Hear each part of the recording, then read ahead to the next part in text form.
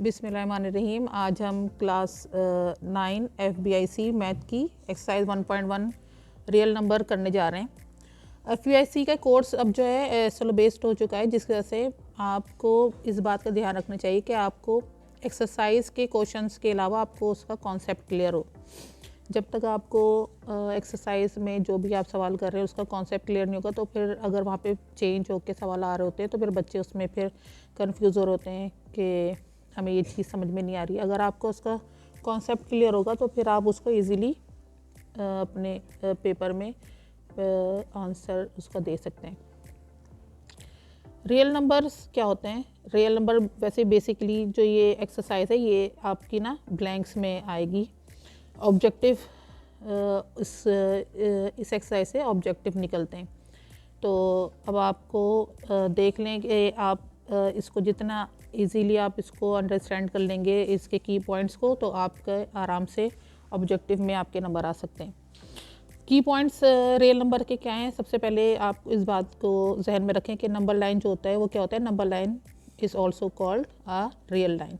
Real line होती है जो कि नंबर लाइन कहलाती है। इसमें अब आप ये देख रहे हैं कि दो नंबर हैं और इन दो नंबर के बीच का जो गैप है उसको यूनिट लेंथ कहा जाता है। एक तरफ नेगेटिव नंबर चल रहे होते हैं और दूसरा पॉजिटिव नंबर चल रहे होते हैं, और बीच के जो दो नंबर हैं उसके बीच के फासले को यूनिट लेंथ कहेंगे। नंबर 3 पॉइंट इसका है कि basic properties of real numbers जो होते हैं वो क्या होता है विद रिस्पेक्ट टू एडिशन या मल्टीप्लिकेशन होते हैं। नंबर 4 पॉइंट इसका है कि ए, ये आप यहाँ पर ये निशान देख रहे होंगे कि ए जिसकी तरफ नोक है, यानी कि ए की तरफ नोक है और बी की तरफ जो ओपन माउथ है, इसको हम क्या करें, इसको हम किस तरह से बोलेंगे? ये इस तरह से कहा जाएगा कि A is less than B, A equal to B, A greater than B. अब यहाँ पर जो ए की तरफ मुंह खुला हुआ है और बी की तरफ की नोक है, तो हम इसको कहेंगे A is greater than B. अगला पॉइंट ये equality symbol is equal to होती है। इस एक्सरसाइज में जो मुख्तलिफ पॉइंट्स है उसी के हिसाब से यहाँ पर की पॉइंट्स को मैंने लिखा हुआ है। अब जैसे जैसे आप एक्सरसाइज करते रहेंगे आप इन पॉइंट्स को अपने दिमाग में रखेंगे तो आपको वहाँ पर एक्सरसाइज सॉल्व करने में बहुत हेल्प मिलेगी। इक्वलिटी सिंबल जो होती है वो इक्वल टू होती है और इन इक्वलिटी सिंबल्स जो होती है वो ग्रेटर देन या लेस देन की होती है। अच्छा भाई, अब एक्सरसाइज 1.1 है कि represent each number on the number line. अब आपको क्या करना है कि नंबर लाइन में बच्चों को कन्फ्यूजन हो रही होती है कि हम जैसे अब ये क्वेश्चन है 3/4 है, हम इसको नंबर लाइन में कैसे इसको ड्रॉ करें।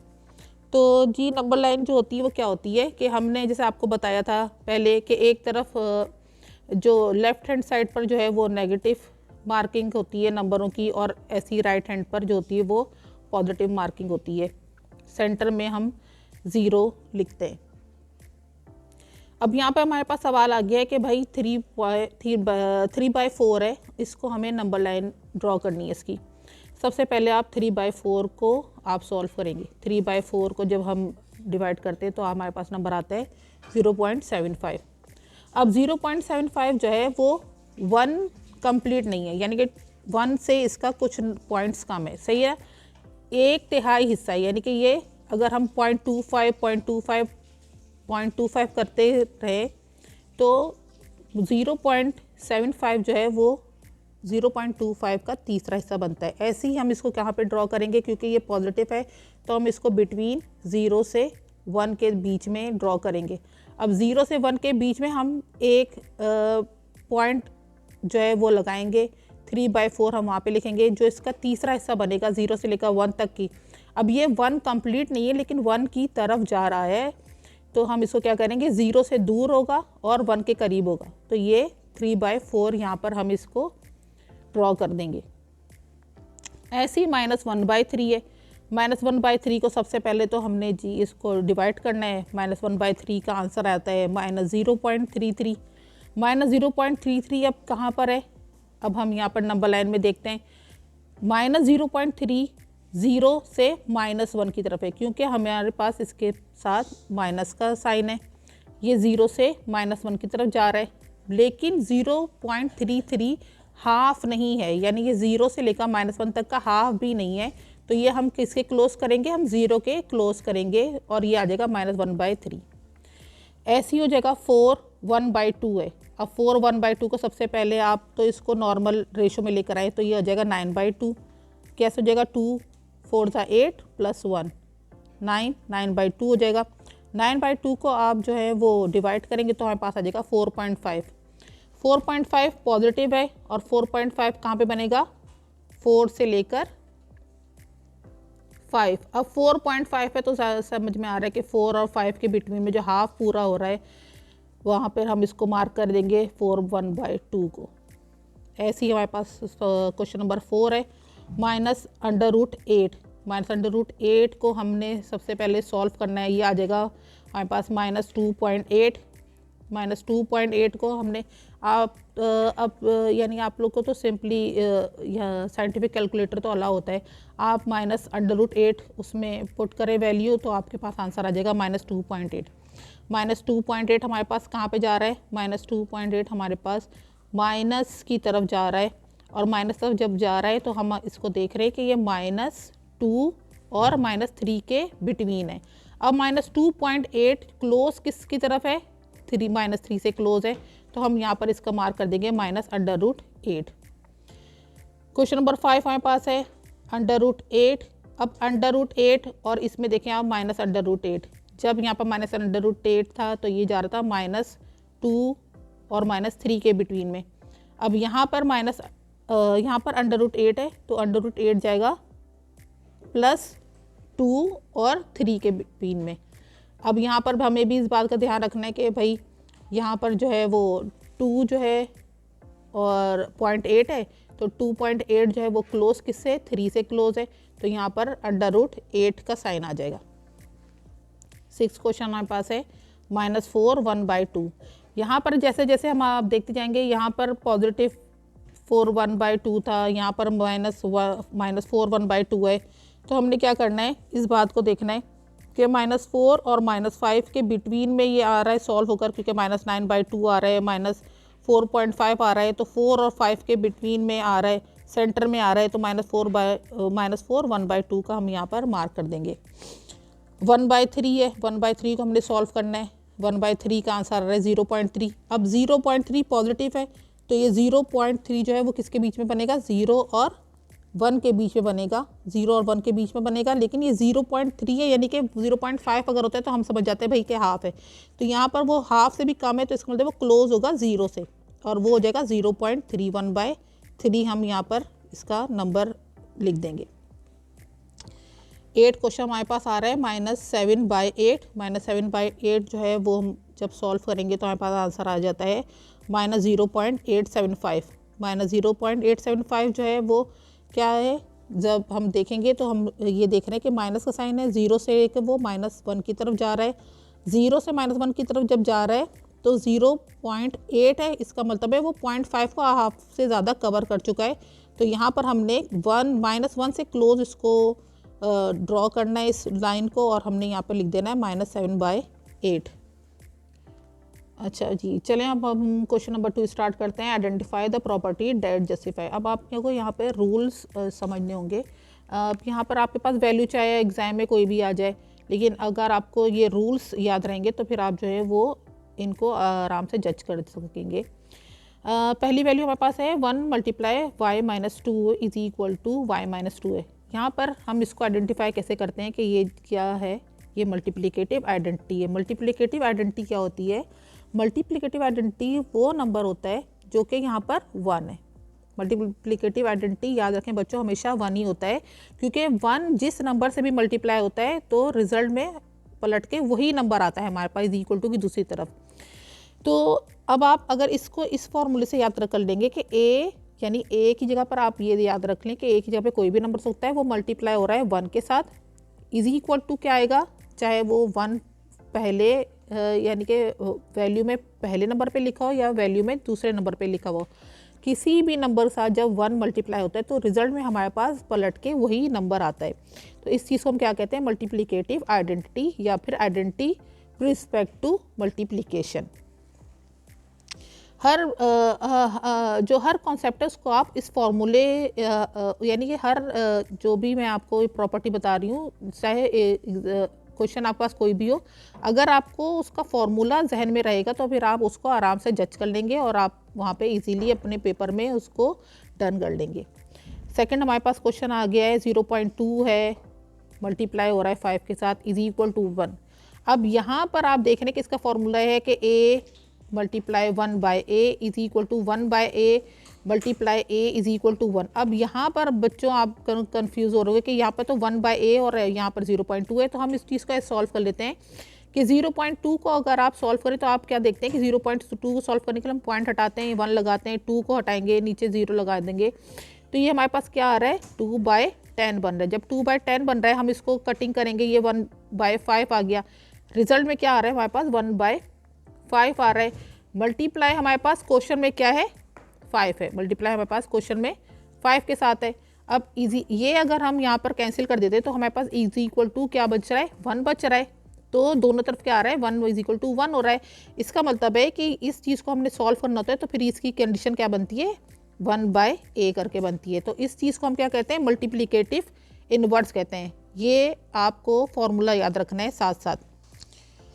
अच्छा जी, अब ये तीसरा सवाल है x + 2 + y is equal to y + x + 2। जब आपको पता है कि ये x + 2 है, ब्रैकेट के अंदर है, ये एक वैल्यू है, ये और प्लस y करके सेकंड वैल्यू है, तो इसका भी फॉर्मूला भी याद रखें जहन में कि ये a + b है। अब a + b a की यहाँ पे कोई भी वैल्यू सकती है, b की यहाँ पे कोई भी वैल्यू सकती है, is equal to b + a है। यानी कि यहाँ पर इस चीज़ को हम कैसे जस्टिफाई करेंगे कि ये commutative property with respect to positive है।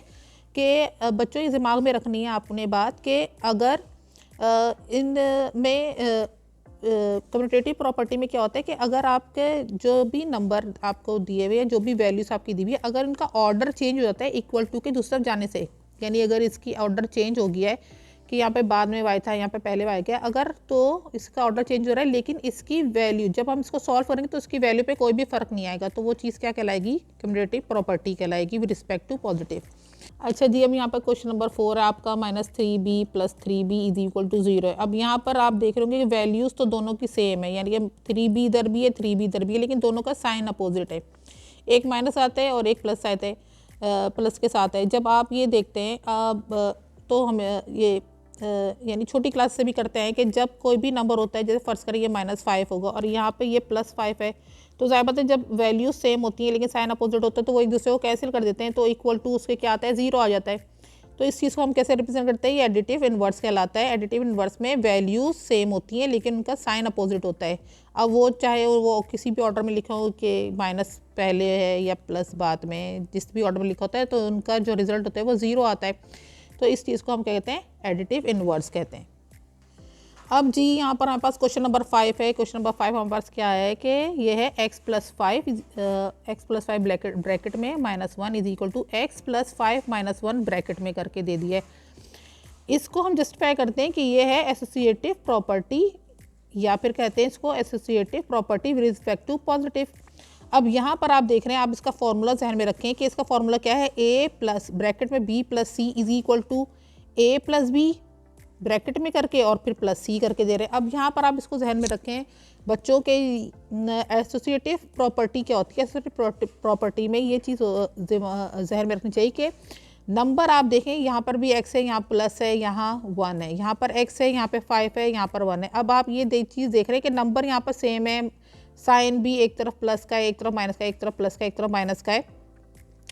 तो आप इन तीनों नंबर को, इसमें कोई चौथा नंबर शामिल नहीं होगा, इन तीनों नंबर की आप ग्रुपिंग चेंज कर दें, चाहे आप x के साथ 1 को रख लें, 5 के साथ आप 1 को रख लें, तो इन तीनों नंबर को अगर आप उलट पुलट करके इनकी ग्रुपिंग चेंज करते रहेंगे तो फिर भी इनके रिज़ल्ट पर कोई फ़र्क नहीं पड़ेगा। तो जो इस तरीके के नंबर होंगे वो आपको जहन में रखने चाहिए कि जिसमें ऑर्डर चेंज होते हैं, ग्रुपिंग उनकी चेंज होती रहती है, तो वो क्या कहलाते हैं, एसोसिएटिव प्रॉपर्टी कहलाती है।